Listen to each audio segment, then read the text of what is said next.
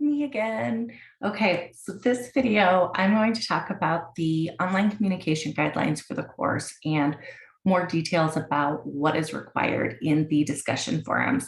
This video is probably going to be a little bit lengthier than the other ones. Please do watch it because it's going to be very important for you as you navigate this course because we're doing so much. Every week we're going to be using these guidelines. So let's jump right into it. I'm going to go over some general guidelines and then we're going to talk more details about what the actual forums and the assignments are looking for. So confidentiality, I'm going to let you read through this, but what I'm going to tell you is what happens in this class stays in this class.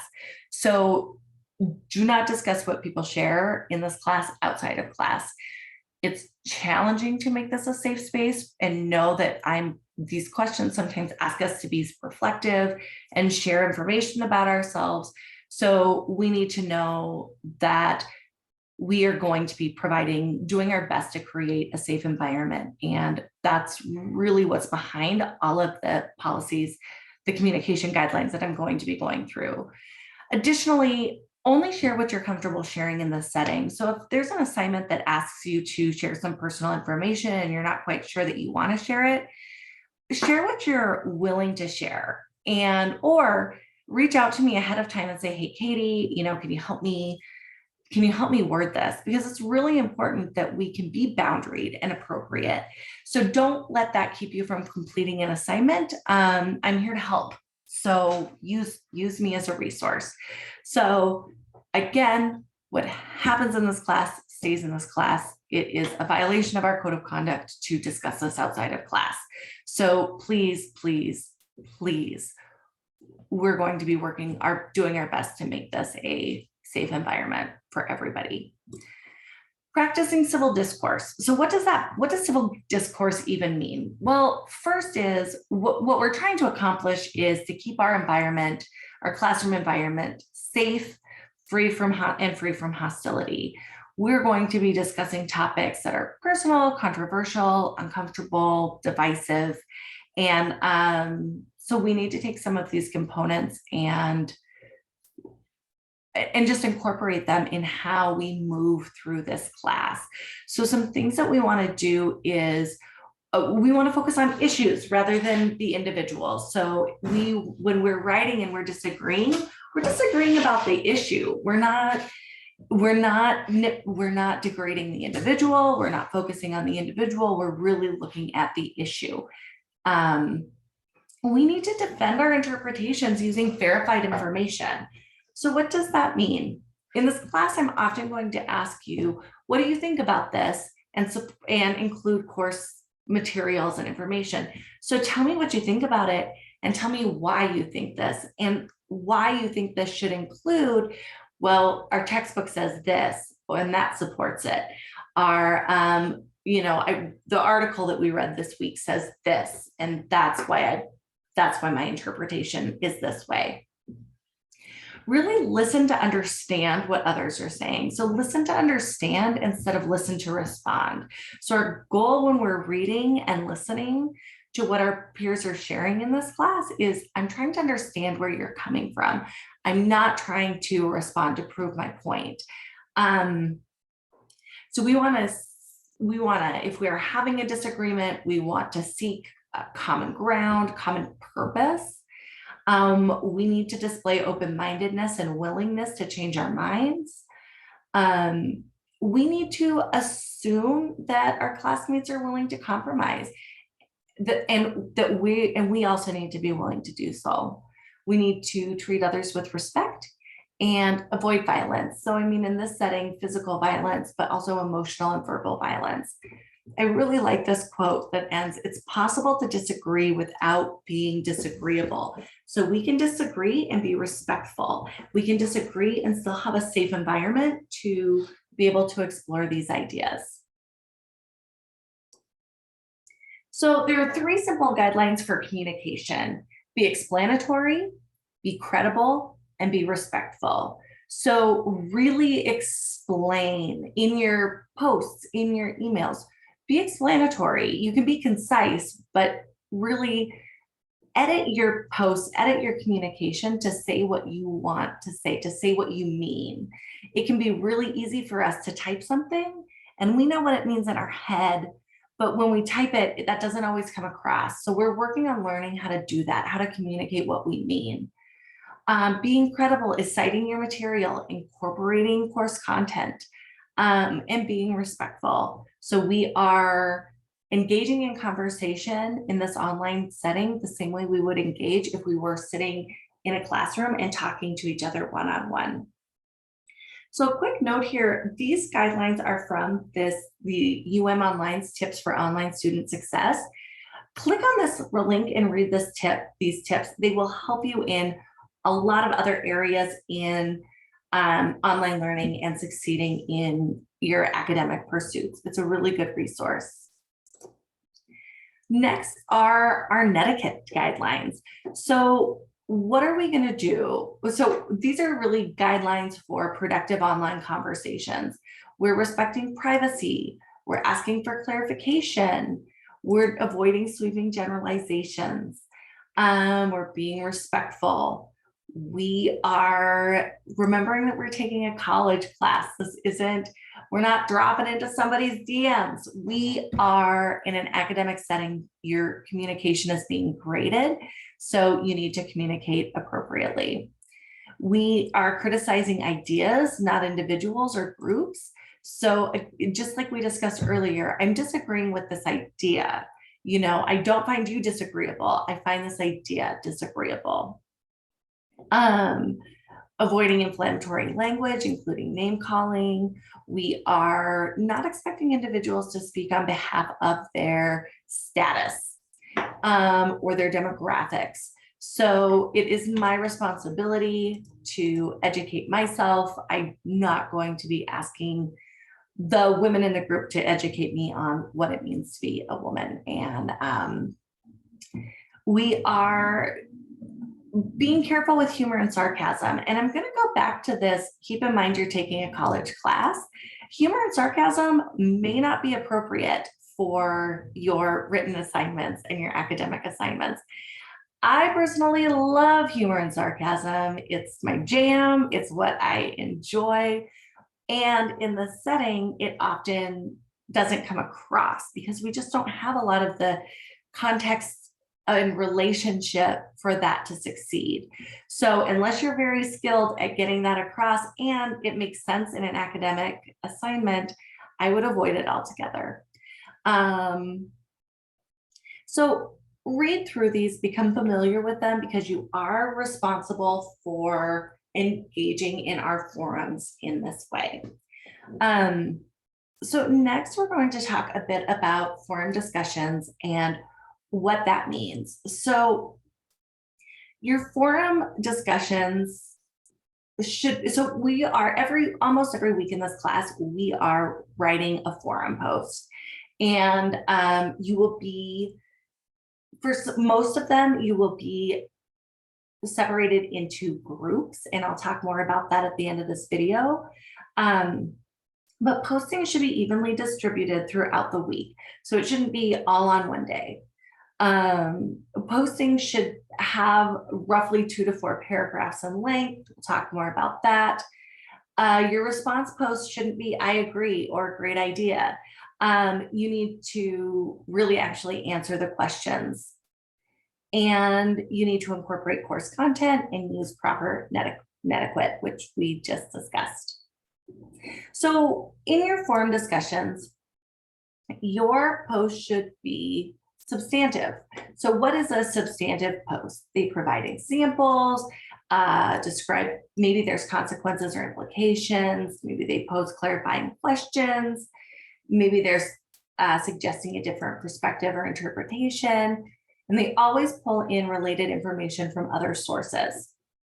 So here are examples of non-substantive, substantive, and moderate forum posts. So read through, click on these, and you'll see examples of what I mean when I'm looking for a post that is substantive.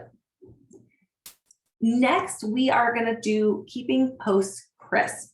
So a crisp post is a post that is considerate, reflective, interactive, succinct, and pertinent. You can click on each of these again to find out more information. Considerate to me is respectful. And again, I'm listening and reading to understand, I'm not listening to respond and give my, I am going to give my post, but I'm also going to demonstrate understanding. They're reflective in nature. So in my experience, or this is what this course content made me consider or reconsider. They're interactive with each other. They ask questions. They respond to what the other person has stated. They're succinct. So I'm not saying the same thing over and over and over again. I'm finding the best way to say it, and I'm saying it once. And they're pertinent. What does this assignment asking me to do? And that's the only information that I'm going to put in there. If I have other information that I want to add, where's the best place for me to put that? It might not be in this assignment. They need to be pertinent and stay on task. So incorporating course materials and citations. So in the CAS program, and many of you, if you are in a psychology program or a social work program, and there are other departments that use APA formatting. So you're going to want to get yourself used to and exposed to APA. In this class, I will not be grading on the format of your citations, but you need to include citations in your writing. This both demonstrates that you've read the material and that you understand the material well enough to incorporate that into your assignment. So if you want to know more about APA formatting, this is a great resource. What I'm looking for specifically in this class is the author's last name, the date, and the page number. So here's an example. Symptoms of anxiety are common. Then Wormer and Davis, 2018, page 159. So you can also use direct quotes. And here's an example. If you're using a direct quote, you need to include quotations and then do the author's name, date, and page number. I want to caution you against using a ton of quotations. The reason is if you're using quotations, you're not really demonstrating your understanding of the course material. It also tends to make your post really clunky because you're going from your voice to somebody else's voice. So if you can take the general idea and say, I believe that this happened, like this is my interpretation, or I think this about this controversial topic, and this is why, this statistic, this person says, and I'm, citing those things appropriately. That's what I'm looking for. I can say what I think this means, and I can use course materials to back that up. Outside articles. So you are provided with substantial content in this course, and you're expected to incorporate course content into your assignments. So you don't need to go and use outside articles, but I don't want to stop you from doing that. So if you do have an outside article that will help you write your posts, please use it and cite it appropriately. But also, I don't want you to just go and Google it and find somebody's blog and say, well, this person went up, made some really good points. I want you to go and find the evidence-based research. So here's a link to the library. Go and look for some peer-reviewed articles to support your assertions and include those. That's just fine. But what you're going to be graded on is your ability to incorporate course materials into your assignments. So formatting your forum posts. So all of your forum posts, all of the assignments, all of the assignments have numbered questions on them.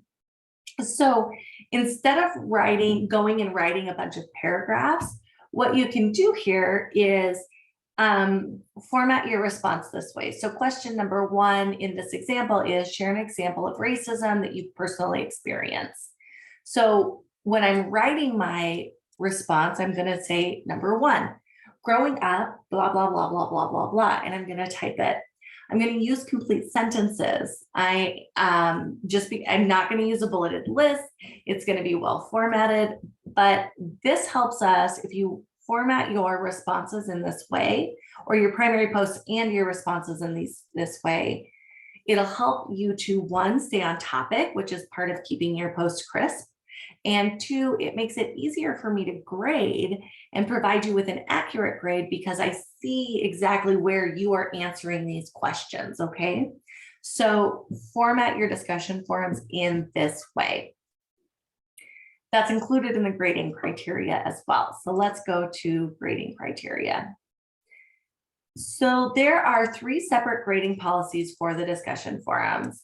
Discussion question number 1, the introduction forum, has a little bit different grading criteria than the primary post and the response post. So the introduction forum is worth 50 points. You get 30 points for your primary post. You get 15 points for your response posts, and you get 5 points for writing, grammar. Then every student is assigned three of the discussion questions to write primary posts on. When we go through forum groups, I'm going to talk in more detail about that.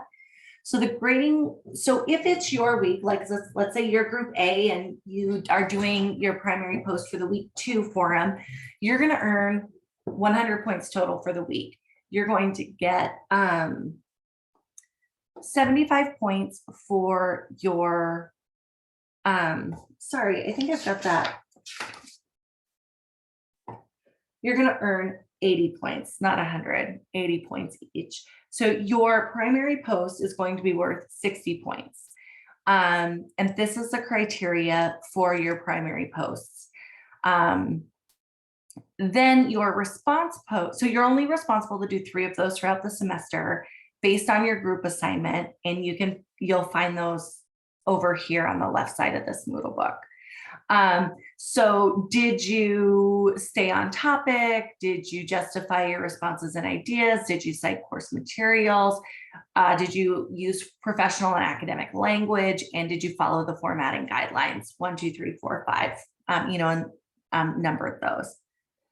Then every student for forums 2 through 13 will complete response posts. So even if you're part of group A and it's group A's week to write the primary post, you're still going to write a response post, write the 2 response posts. And the grading rubric, these are all worth up to 20 points. And this is the grading rubric for those. So you can see exactly what you're being graded on and how many points each of those is worth. So read through those, get familiar with those. If you have questions about the grading criteria, use that form on the homepage. I want to make this as clear as possible. And it's a lot of information. Even as I'm reading through this, I'm thinking this is a lot of information and it's a lot to wrap our heads around. Forum groups. So let's talk a little bit about groups. So each one of you is assigned to a group for participating in the discussion question assignments. Please note these assignments are to be completed individually. Your group only exists to communicate which discussion questions you're responsible to post a primary post in. So this allows you to only have to complete 3 primary posts during the semester. You are responsible for posting response posts to all discussion questions, even if it's your week to post a primary post. I've got an example of that as we go through. So think about discussion questions as a replacement for in-class presentations. Your group tells you which day and which topic you're presenting on. Your presentation happens to be in the form of a written answer to the discussion questions prompt. You then engage in a class discussion with your classmates by responding to each other within the forum. So let's take a look at this. So finding out what group I'm in. So here you will find an alphabetical list and which, this is an alphabetical list of everybody in the class. And this will tell you what group you are in. And then if we scroll down here, so once I go here and I say, oh, I'm in group C, then I'm going to go down here and see, okay, what am I responsible for as a group C member?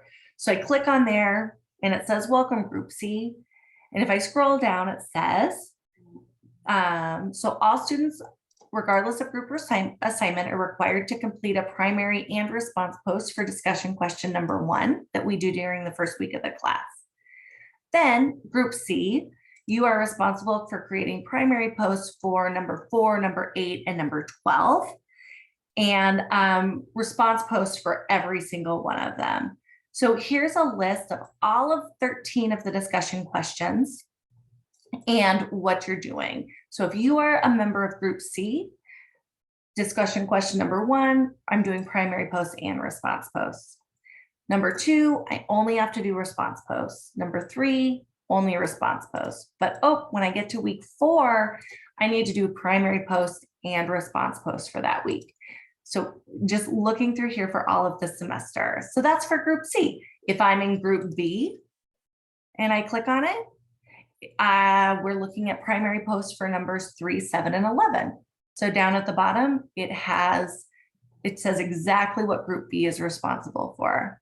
So what are you going to do? You're going to click alphabetical list of students groups. You're going to find out what group you've been assigned to. Then you're going to click on this link below to find out what you're responsible for. I also want to point out that if you look at your course timeline, it will tell you which group is responsible for primary posts which week. Let me know if you have questions about this. I know it's a lot to digest. I think as we move through the semester, it'll start to make sense. But don't struggle in silence. Reach out. Let me know how I can clarify. Yeah, I look forward to getting your questions. Thanks, everybody.